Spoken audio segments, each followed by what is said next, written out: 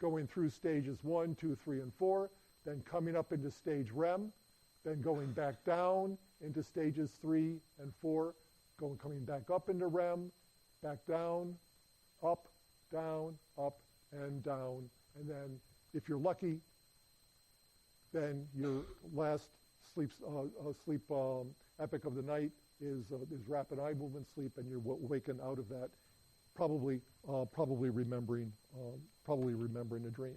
Okay, that's the electrophysiology of sleep. That's what happens during a night's sleep, as evidenced by, not by overt behavior, but by physiology, by what we can record from the electroencephalogram, the electromyograph, the electrooculogram, and so on. But in this course, what we're really interested in are the consequences of these different stages of sleep for consciousness, okay? What we'd like to know is kind of what are the consequences of sleeping, what are the consequences of these different stages of sleep for cognition and other aspects of consciousness. So what we'd like to know is, can people pick up information from the environment during sleep? Can they integrate whatever information they pick up with pre-existing knowledge, like elaborate a new memory? Can people respond meaningfully to communications while they're asleep? And can they remember anything of what went on while they were asleep in the morning? Until relatively recently, the evidence about these questions was mostly anecdotal. And if you think about it for a second, just think about body movements during sleep. You're in your bed in your dormitory, and you're moving a little bit during sleep, especially during periods of slow wave sleep. But people hardly ever fall out of bed. All right, it does happen, but they hardly ever. That usually happens when they're awake anyway. But they hardly ever fall out of bed, which suggests to some observers that at some level you can kind of keep track of where the edge of the mattress is. We know that people can awaken to loud sounds, unusual sounds, surprising sounds. So there must be some kind of maintenance of some kind of ability to process information from the outside. People are more likely to awaken to meaningful sounds, interestingly. People calling your name. Parents, especially the parents of young children, are especially tuned to the noises from the nursery to their own baby's cries. I don't think there's ever been a systematic study of this. It's something that somebody ought to study, right? That's really, it has great consequences for parents' sleep at night, which is how parents awaken. But if it's really true that parents will selectively awaken to sounds coming from the nursery, but not to even louder sounds coming from the street outside, if it's really true that parents will selectively awaken to their own child's sounds as opposed to somebody else's sounds, that would be really interesting evidence about the extent of information processing during sleep. Some people claim that they're able to awaken without benefit of an alarm clock or a clock radio at pre-selected times.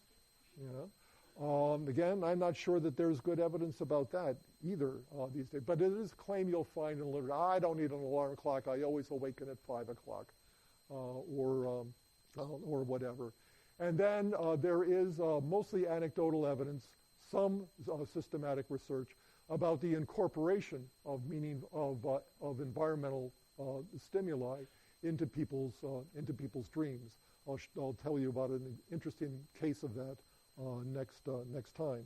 So again, there are these questions about consciousness during sleep, where the evidence, for reasons that really escape me, is still mostly anecdotal.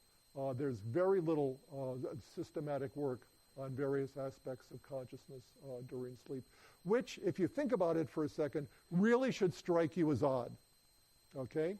We got this phenomenon that everybody experiences, okay?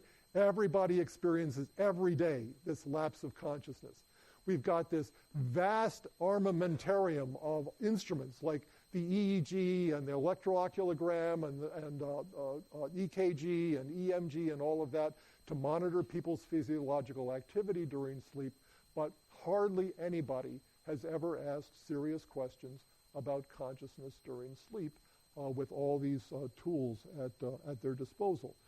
There are some exceptions, and we're going to talk about some of these exceptions today and on Wednesday. But, for example, here is an early study. This is by Wilsey Webb, famous sleep researcher at the University of Florida, looking at reports of sleeping. What Webb did was to bring subjects into the laboratory, put a bunch of electrodes on them, let them go to sleep, monitor their sleep stage, and then awaken them out of various stages of sleep, and simply ask them the question, were you asleep? Okay? And what you can see here is that if you ask that question to people who are awake, you get about 100% people saying, I'm awake, right? In sleep stage 1, you get about 60% of subjects saying that they're awake when you awaken them. And we know they're asleep because we can define the sleep stage physiologically. Out of stage 2, it's about 10% or so. Subjects will say that they're awake. And out of stages 3 and 4, only about 5% of subjects will say they're awake. So again, this speaks to this kind of subjectively experienced lapse of consciousness that seems to be nicely correlated with the stage of sleep that people were in. A student I worked with when I was in another place, James Wyatt, who's now director of the sleep laboratory at Northwestern University, did a lovely study of this for his doctoral dissertation, actually. Brought people in to sleep for a night, put all the electrodes on them, put them to bed, allowed them to go to bed, except that he played a tape into the laboratory bedroom of paired associates of the form hot, cold, as the subjects turned out the lights, and then one paired associate every minute. And the subject's instruction was simply, if they heard the word pair, they were supposed to repeat it. Okay, so now imagine you're trying to fall asleep. Every minute there's this word, a pair that's presented, and your task is to repeat it. At some point, subjects don't do that anymore, okay? They're not repeating these words. And what Wyatt then did was to give them 15 seconds worth of alpha-free stage 1 sleep. EEG alpha is really the physiological criterion of being asleep. If you've got alpha in your sleep, in your EEG, most of the sleep researchers will say you're not asleep, okay? If you don't have it, they're willing to say that you're asleep. And then allowed them to remain asleep for either 30 seconds or 10 minutes before awakening them and asking, what was the last word pair you heard? Okay?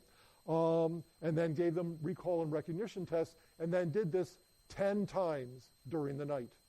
Okay?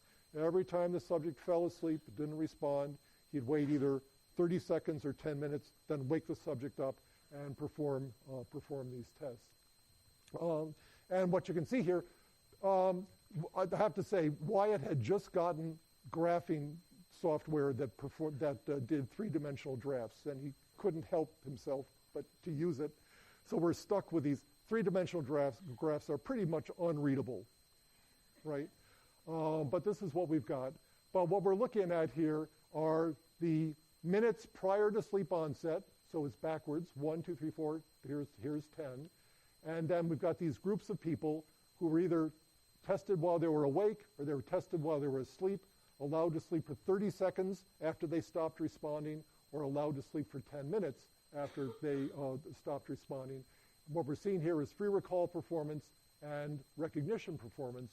And the major feature of this graph is for these words that were presented 1 or 2 minutes before sleep onset, if the subject is awakened immediately after the presentation of the word, even though they haven't responded to the word, they didn't repeat the word, they're still able to remember the word.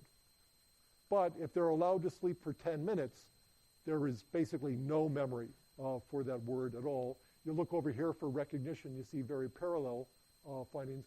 When this occurs in waking control group, there's no problem with recognition. Here, if the subjects are allowed to sleep for 30 seconds, for just 30 seconds, there's good recognition of that last word pair. But if they're allowed to sleep for 10 minutes, they're not. So there is an amnesia, but it's an amnesia that kind of takes a while to take hold. If something's been presented within 30 seconds or so, you'll have good memory of it when you awaken. If it's been presented further back in time than that, not so much.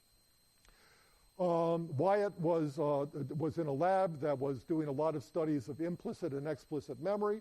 So, of course, he not only tested memory explicitly with associate-cued recall, hot, what's the word that was paired with hot, and he also used an implicit memory test of free association.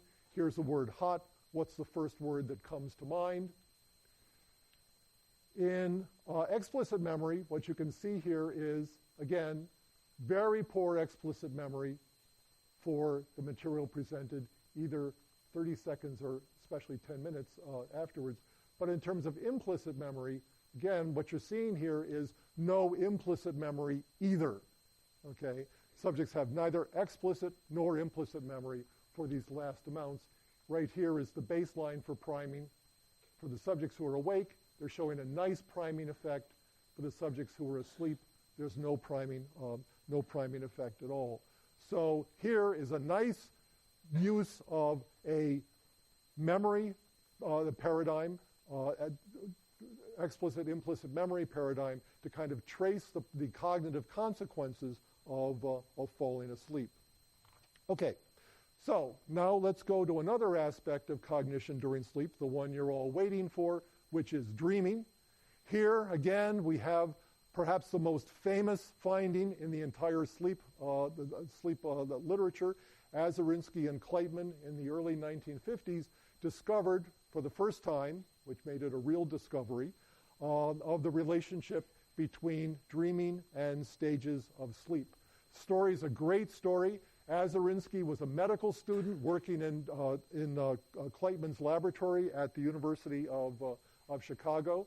And as often happens, it fell to the medical student to stay up all night monitoring subjects while they slept, whereas Kleitman went home and had cocktails with his wife and things like that. And it was Azarinsky, actually, who first observed this cyclical shift from in the EOG from slow rolling eye movements to rapid eye movements. Nobody had seen that before, and it kind of happened in bursts of 10, 15, 20 minutes, occurring about every 90 minutes. So that was the first discovery of anything that looked like a stage of sleep. And what Azarinsky then did was, when a subject would cycle into one of these phases or the other, he'd simply wake them up and say, ask them the question, were you dreaming? Because that was his hypothesis, that maybe dreams were occurring differently. And what he observed was that about 74% of the time when subjects were awakened out of rapid eye movement sleep, they said, yes, I was having a dream. Only about 17% of the time, if they were awakened in NREM, did they make the same kind of report. On the basis of that, Azarinsky and Kleitman announced the discovery that sleep was not a homogeneous thing where you close